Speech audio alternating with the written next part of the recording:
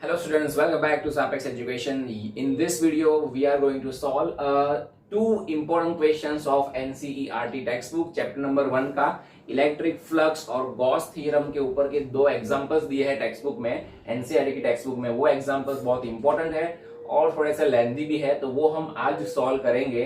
उसमें ये एक एग्जांपल है, मैं क्वेश्चन रीड कर रहा हूँ, आप देखना. क्या करना है इसमें. The electric field components in figure are Ex is equals to alpha x raised to 1 by 2, Ey and Ez is equal to 0, in which alpha equal to 800 Newton meter square per coulomb. Calculate the flux through the cube and the charge within the cube. Take A is equals to 0.1 meter. Okay, so देखो यहाँ पे ये diagram है वो हमें given है. इसमें cube उन लोगों ने दिया हुआ है. ये क्यूब के जो डायमेंशंस है उसकी साइड है वो स्मॉल ए है. स्मॉल ए 0.1 मीटर जितना दिया है, राइट. और इसको ओरिजिन से ए जितने डिस्टेंस मतलब 0.1 मीटर पे रखा हुआ है. यहां से ये डिस्टेंस 0.1 है, इसकी साइड भी 0.1 है.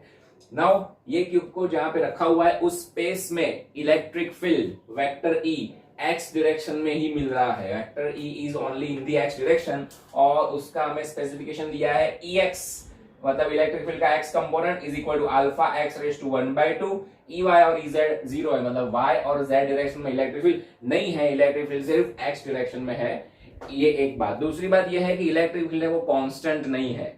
क्यों? बिकॉज इलेक्ट्रिक फील्ड के फॉर्मूला में एक्स आ रहा है ना. एक्स मतलब ओरिजिन से एक्स एक्सिस तक का डिस्टेंस. तो जैसे x इंक्रीज होगा मतलब ओरिजिन से हम दूर जाएंगे x एक्सिस पे, x इंक्रीज करेंगे तो Ex इंक्रीज होगा मतलब इलेक्ट्रिक फील्ड की इंटेंसिटी इंक्रीज होती जाएगी. तो इलेक्ट्रिक फील्ड यहाँ पे कांस्टेंट भी नहीं है, कांस्टेंट नहीं है वो, और वो x डायरेक्शन में जा रहा है. ओके, अल्फा जो है वो कांस्टेंट टर्म है, उसकी वैल्यू ऑलरेडी उन लोगों ने गिवन है. सो ये है और हमें ऐसा पूछा गया है कि पहले तो ये क्यूब है, वो क्यूब के साथ कितना इलेक्ट्रिक फ्लक्स लिंक हुआ होगा ये पहले फाइंड करना है. तो इलेक्ट्रिक फ्लक्स के फॉर्मूला मैंने यहाँ पे दो लिखे हैं. Phi is equal to E A cos theta, this is the basic formula, और phi is equal to enclose charge upon epsilon naught, Gauss theorem. ये यूज करके इलेक्ट्रिक फ्लक्स फाइंड करना बहुत इजी होता है. ऐसा हमने आगे उसकी थियरी में भी देखा और आगे कुछ क्वेश्चन भी किए. लेकिन उसके लिए हमारे पास क्या होना चाहिए, एनक्लोज चार्ज होना चाहिए. तो ये क्यूब के अंदर का चार्ज मतलब कोई चार्ज यहाँ पे गिवन ही नहीं है, तो एनक्लोज चार्ज की भी बात नहीं आती है. Right, so we have to do basic method to find out the electric flux link with the cube. Phi equal to E A cos theta का यूज करते हैं. फाइन. तो ये फॉर्मूला यूज होता है सिर्फ सरफेस के लिए, पूरे एक 3 डायमेंशन बॉडी के लिए यूज नहीं होता है. लेकिन ये जो क्यूब है उसके पास ऐसी 6 सरफेसेस है, उसके पास 6 फेसेस है, राइट. तो वो 6 फेसेस के साथ का हम फ्लक्स फाइंड करेंगे और उसके ऊपर से नेट फ्लक्स निकालेंगे. देखो कैसे निकालते हैं, ध्यान से देखना. So phi net is equal to net flux link with the cube. अभी इसमें देखो क्यूब के पास जो 6 फेसेस है उसमें से 4 फेस के साथ कोई फ्लक्स लिंक नहीं होगा. कैसे दिखाता हूं, कौन कौन से फेस दिखाता हूं, देखना. सबसे पहले तो आप ये वाला फेस कंसीडर करो, A B F E. A B F E दिख रहा है, बाहर वाला जो फेस है उसका वो, राइट. अगर उसका मैं एरिया वेक्टर ड्रॉ करूं तो एरिया वेक्टर ये फेस के परपेंडिकुलर मतलब इस साइड लेना पड़ेगा, बाहर की डायरेक्शन में लेना पड़ेगा, ऐसे लेना पड़ेगा. अंदर नहीं ले सकते, क्यूब के अंदर नहीं हो सकता है एरिया वेक्टर, राइट. तो एरिया वेक्टर उसका ऐसे है, ये थंब मेरा, और electric field you can see इस डायरेक्शन में जा रहा है. तो इलेक्ट्रिक फील्ड और एरिया वेक्टर के बीच का एंगल 90 हुआ. एंगल 90 cos 90 0, फ्लक्स 0, मतलब आगे वाले फेस के साथ कोई फ्लक्स लिंक नहीं हो रहा है. अभी पीछे वाला फेस लो, that is C D H G, जो पीछे वाला है वो, उसका एरिया वेक्टर सरफेस ऐसे है तो एरिया वेक्टर हमें अंदर लेना पड़ेगा. ओके, अंदर की साइड लेना पड़ेगा, उससे परपेंडिकुलर. और इलेक्ट्रिक फील्ड वापस से इसी साइड जा रहा है तो उनके बीच का एंगल भी 90 डिग्री, cos 90 0, फ्लक्स 0, राइट. तो आगे पीछे वाले के साथ कोई फ्लक्स लिंक नहीं हो रहा. अभी ऊपर वाला फेस लो, that is E F G H. अब ये जो फेस है उसका एरिया वेक्टर ऊपर जाएगा ना. ओके, वो ऐसे रखा हुआ है फेस, तो एरिया वेक्टर उसके परपेंडिकुलर ऊपर लेना पड़ेगा. और electric field you can see इस डायरेक्शन में है तो दोनों के बीच का angle 90 cos 90 0, flux 0. Same manner में नीचे वाला फेस लो, ए बी सी डी. नीचे वाले के लिए एरिया वेक्टर हमें नीचे लेना पड़ेगा, उसके परपेंडिकुलर लेना पड़ेगा. फेस ऐसे है, राइट। तो एरिया वेक्टर नीचे, इलेक्ट्रिक फील्ड इस साइड, दोनों के बीच का एंगल 90, cos 90 0। फाइन। सो ये जो चार फेस मैंने आपको दिखाया वो चारों फेस के साथ कोई फ्लक्स लिंक नहीं हो रहा है। अभी बचे दो फेस, एक इस साइड वाला और एक इस साइड वाला। ठीक है, तो इस साइड वाला जो फेस है दैट इज BCGF, उसको मैं बोल देता हूं फेस नंबर 1, इसको फेस नंबर 1 बोलते हैं। ओके, याद रखना। और इस साइड वाला जो फेस है ADHE, उसको फेस नंबर 2 बोल देते हैं, राइट। तो नेट फ्लक्स हमें क्या मिलेगा, φ1 प्लस φ2, मतलब आगे पीछे वाले जो दो फेस है उसकी वजह से ही हमें नेट फ्लक्स मिलेगा। अभी कितना मिलेगा वो भी फाइंड कर लेते हैं। ठीक है, so phi net is equals to φ1।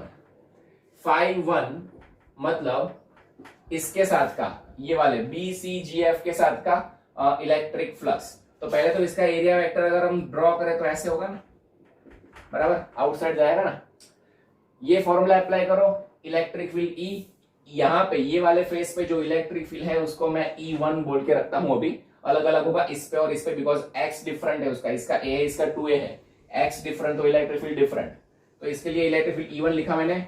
Area, ये फेस का एरिया, क्यूब है, क्यूब की साइड स्मॉल a, तो उसका फेस स्क्वायर होगा, और फेस का एरिया मतलब स्मॉल a स्क्वायर हम लिख सकते हैं, साइड का स्क्वायर, इनटू थीटा मतलब एंगल। E और A के बीच का एंगल यू कैन सी 0 है, cos 0 1 होता है, तो 1 लिख देते हैं। Fine, plus φ2। φ2 मतलब ये वाला जो फेस है ADHE, इस साइड वाला, उसका मैं एरिया वेक्टर ड्रॉ करूं तो ऐसे मिलेगा मुझे। फाइन, तो उसके लिए फ्लक्स, इलेक्ट्रिक फील्ड वहां पे हम E2 लिखते हैं, E2 अगेन उसका एरिया स्मॉल a स्क्वायर ही होगा, और एरिया वेक्टर इस साइड है, इलेक्ट्रिक फील्ड इस साइड, दोनों के बीच का एंगल 180 दिख रहा है तुम्हें, cos 180 -1 होता है, तो -1 लिख के रखता हूं मैं। ठीक है, therefore phi net is equals to, चलो अभी ये दोनों में से a square small a square common ले लेते हैं, अंदर बचेगा E1 minus E2, right, minus side को आगे लाके रख दिया मैंने। So this is equals to a square into bracket now E1। E1 मतलब ये फेस के आगे इलेक्ट्रिक फील्ड, यहां से लिखा हो इलेक्ट्रिक फील्ड का फॉर्मूला ये है। ओके, सो अल्फा तो कांस्टेंट है, alpha as it is x, मतलब ये जो फेस है फर्स्ट फेस, उसके लिए x कितना होगा, ओरिजिन से डिस्टेंस कितना होगा, a प्लस a 2a दिख रहा है ना। ओके, तो उसकी जगह पे 2a लिखेंगे, बराबर है, x की जगह पे 2a और पावर उसकी 1/2, पावर 1/2। फाइन, माइनस E2 मतलब यहां पे इलेक्ट्रिक फील्ड, राइट, ये रहा इलेक्ट्रिक फील्ड का फॉर्मूला, अल्फा तो एज इट इज कांस्टेंट है, इनटू x, तो ये वाला फेज जो है, सेकंड फेज जो है, उसके लिए x कितना है, स्मॉल a है, तो स्मॉल a, x की जगह पे स्मॉल a और उसकी पावर 1/2, उसकी पावर 1/2, राइट, इतना हुआ। ठीक है, ये सबसे इंपॉर्टेंट था इसमें, अभी तो हो जाएगा solve. So now this is equals to ये a स्क्वायर इनटू ब्रैकेट, अच्छा दोनों में से अल्फा कॉमन ले सकते हैं ना आपने, तो अल्फा कॉमन आ गया, इनटू a स्क्वायर, और अंदर जो बचा है वो लिखते हैं 2a का रूट, मतलब 2 का रूट 2 कर देते हैं, a का रूट मतलब a की 1/2 पावर, अभी मैं ऐसे चला रहा हूं उसको, माइनस इसमें अल्फा बाहर आ गया है, तो a की 1/2 पावर बची है सिर्फ। ठीक है, इतना बचा, therefore phi net is equals to alpha a square. अब ये a raise to 1/2 also can be taken out, a raise to 1/2 भी बाहर आ गया, और अंदर बचेगा √2 - 1, देखो √2 - 1, फाइन, √2 - 1, √2 की वैल्यू होती है 1.41, जानते ही हम। ओके, तो √2 की जगह पे 1.41 लिख दिया मैंने। ठीक है, therefore phi net is equals to, simplify हो गया है, अब सारी वैल्यू सब्स्टिट्यूट कर दो।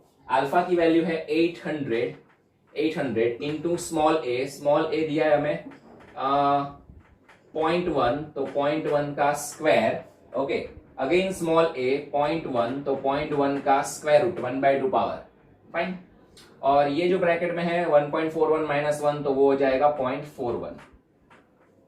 सो phi net is equals to, this is 8 into 10⁻², 800 की जगह पे 0.1 का स्क्वायर, अभी 0.1 को ऐसे लिख सकते हैं ना, 0.1 मतलब 10⁻⁻1 हो सकता है ना, उसका स्क्वायर माइनस 10⁻⁻1 का स्क्वायर 10⁻2 हो जाएगा, मतलब ये हो गया है 10⁻2 0.1 का स्क्वायर रूट निकालो, 0.1 का स्क्वायर रूट निकालो तो वो तुम्हें मिलेगा कुछ नियरली इक्वल टू 0.3 जितना, राइट। और ये बाजू में 0.41, तो ये दोनों तो कैंसिल हो जाएंगे। इसको सॉल्व करोगे आप, इसको सॉल्व करोगे तो कुछ आंसर आ रहा है इलेक्ट्रिक फ्लक्स का, वो है 1.05 न्यूटन मीटर स्क्वायर पर कूलम समथिंग, राइट।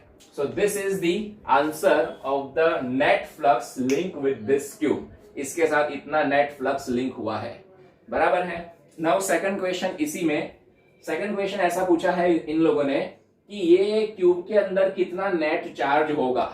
अभी चार्ज होगा तभी तो इलेक्ट्रिक फील्ड प्रोड्यूस हुआ होगा ना, तो ट्यूब के अंदर कितना चार्ज होगा। सो उसके लिए भाई ये फॉर्मूला अप्लाई कर लो, phi is equal to enclosed charge upon epsilon naught. Phi वो तो हमने फाइंड कर लिया नेट फ्लक्स ये मेथड से, एप्सिलॉन नॉट की वैल्यू तो नोन ही है, तो उसको मल्टीप्लाई करोगे तो एनक्लोज्ड चार्ज मिल जाएगा। So we just have to apply Gauss theorem here. So according to Gauss theorem net flux is equals to enclosed charge upon epsilon naught. So enclosed charge is equals to phi net into epsilon naught. Phi net मिला है 1.05 into 8.85 10 raised to minus 12. So ऐसा करोगे, ये solve करोगे तो तुम्हें total charge enclose by the cube मिल जाएगा, वो कुछ आ रहा है 9.27 into 10 raised to minus 12 coulomb, ठीक है। So that's all, this is the solution for this example. बहुत अच्छा एग्जाम्पल है, पूछते भी है, इंपॉर्टेंट भी है, तो अच्छे से कर लेना। टेक्स्ट बुक का है, सबसे इंपॉर्टेंट बात वो है। ओके, जाते हैं नेक्स्ट एग्जाम्पल। दूसरा भी इसके जैसा ही है, टेक्स्ट बुक का ही है, वो भी इंपॉर्टेंट है, देखो। ओके, तो सेकंड क्वेश्चन देखते हैं। क्वेश्चन देख लो आप पहले। An electric field is uniform and in the positive x direction for positive x and uniform with the same magnitude in the negative x direction for negative x. It is given that vector E is equals to 200 I cap Newton per coulomb for x greater than 0 and vector E equal to minus 200 I cap Newton per coulomb for x less than 0. Okay, a right circular cylinder of length 20 cm and radius 5 cm has its center at origin and its axis along the x-axis so that one face is at x equal to plus 10 and other is x equal to minus 10 cm. What is the net outward flux through the cylinder? What is the net charge inside the cylinder? Okay, so करना हमें same ही है जैसा आगे वाले question में किया था कि नेट फ्लक्स फाइंड करना है और उसके अंदर का नेट चार्ज फाइंड करना है। लेकिन यहाँ पे सिचुएशन थोड़ी बदल दी है, क्यूब की जगह पे they have given a cylinder here.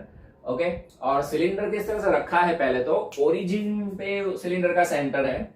Cylinder की टोटल लेंथ 20 सेंटीमीटर, तो उसके सेंटर से इस साइड पॉजिटिव एक्स एक्सिस पे जितना पार्ट है वो 10 सेंटीमीटर, नेगेटिव पे जितना पार्ट है वो 10 सेंटीमीटर का है, और वो एक्स एक्सिस सिलेंडर की एक्सिस बन रही है, इस तरह से उसको वहां पे रखा हुआ है, राइट। अभी बात करते हैं इलेक्ट्रिक फील्ड की। तो इलेक्ट्रिक फील्ड ये स्पेस में किस तरह से दिया है, ये वाई एक्सिस का इस साइड का पोर्शन मतलब पॉजिटिव एक्स डायरेक्शन, तो उतने पोर्शन में electric field positive x direction में ही जा रहा है और कांस्टेंट है 200 आई कैप, कांस्टेंट। देखो उसमें कहीं पर एक्स नहीं है ऐसा, right.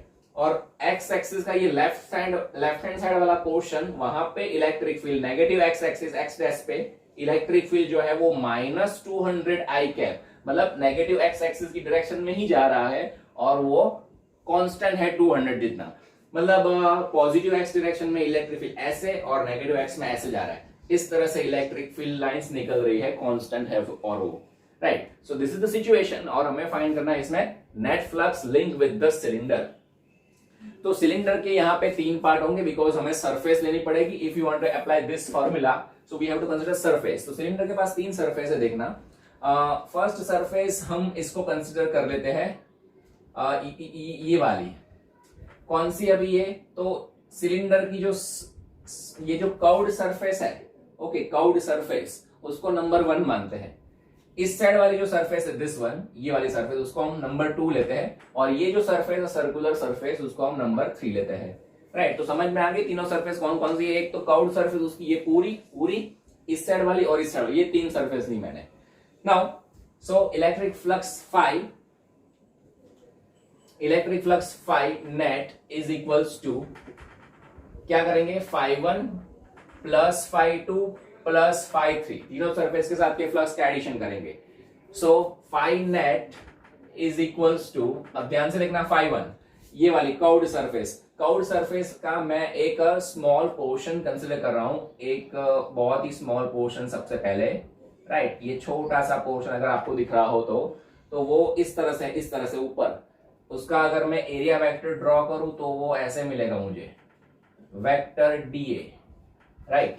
So this vector DA and vector E, देखो इलेक्ट्रिक फील्ड और डीए वेक्टर इस साइड लेते तो भी वो ऊपर ही आता, ऐसे ही मिलता हमें, राइट।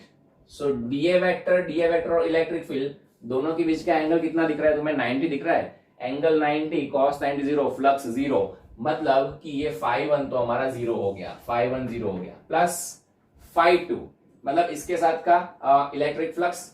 तो यहाँ पे इलेक्ट्रिक फील्ड कितना है, पहले तो उसका एरिया वेक्टर ड्रॉ कराओ मुझे, ये फेस हमने ऐसा रखा हुआ है, ऐसे है फेस, तो उसका एरिया वेक्टर अगर हम ड्रॉ करेंगे तो वो हमें ऐसे मिल जाएगा, vector A in positive x direction, और इलेक्ट्रिक फील्ड भी वहां पे पॉजिटिव एक्स डायरेक्शन में ही है, मतलब angle between E and A 0, cos 0 1 होता है। तो सिंपल फाई टू के लिए हम ऐसा लिख सकते हैं कि E इंटू ए, चलेगा, E इंटू ए, ओके। E मतलब कितना 200 कांस्टेंट, और A मतलब ये सर्कुलर जो फेस है सिलेंडर का उसका area pi r square, right. Plus अभी फाई 3 लिखते हैं, फाई 3 मतलब इसके साथ का, तो पहले इसका एरिया वेक्टर लिखाओ, एरिया वेक्टर हमें इस डायरेक्शन में ड्रॉ करना पड़ेगा, आउटवर्ड होता है वो ऑलवेज, कभी अंदर नहीं जाता सरफेस के, राइट। तो एरिया वेक्टर, और यहाँ पे इस वाले पोर्शन में electric field negative x axis पे है, मतलब इन दिस केस ऑल्सो ई और ए के बीच का एंगल देख सकते हो कि 0 है, दोनों के बीच का एंगल 0, cos 0 1 हो जाएगा बस। तो इलेक्ट्रिक फील्ड वहां पर भी ई जितना ही है, 200, और एरिया, इसका एरिया भी ए ही होगा ना, ये भी पाई आर स्क्वायर, ये भी पाई आर स्क्वायर, दोनों एक ही सिलेंडर के सर्कुलर फेस है, तो एरिया सेम होगा, तो उसको हम ए लिख देते हैं। हो गया, तीनों फ्लक्स हमने लिख लिए, ये 0 है, ये ई है और वो भी ई है, तो 2 ई हो गया।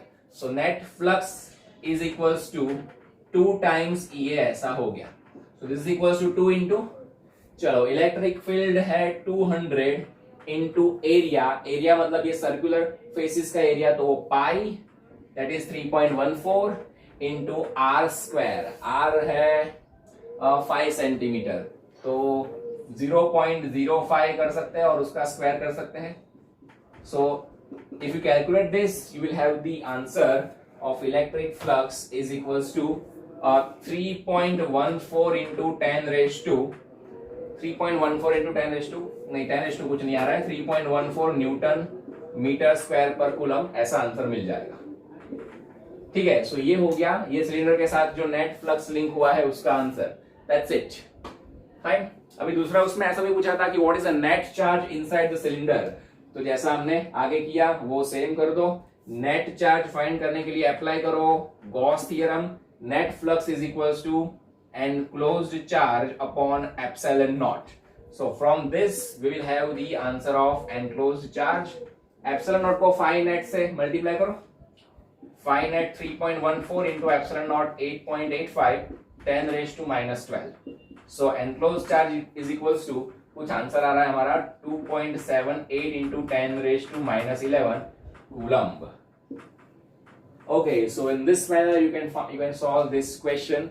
अच्छा क्वेश्चन है, एक बार समझ लो उसके बाद इजी है। देखो इतना कुछ करना नहीं है इसमें, लेकिन समझना है क्वेश्चन कौन से, उसमें अप्रोच कैसे करें हम वो समझना है। क्वेश्चन समझो पहले पूछा क्या है और उसमें अप्रोच कैसे करना है वो समझो, वो समझ जाओगे फिर सॉल्यूशन तो इजी होता है, इतना कुछ डिफिकल्ट होता नहीं है फिजिक्स में कोई सॉल्यूशन, राइट। ओके, तो ये दोनों क्वेश्चन जो आज मैंने कराए एनसीईआरटी के वो काफी इंपॉर्टेंट क्वेश्चन है, अच्छे से कर लेना, डाउट हो तो पूछ लेना।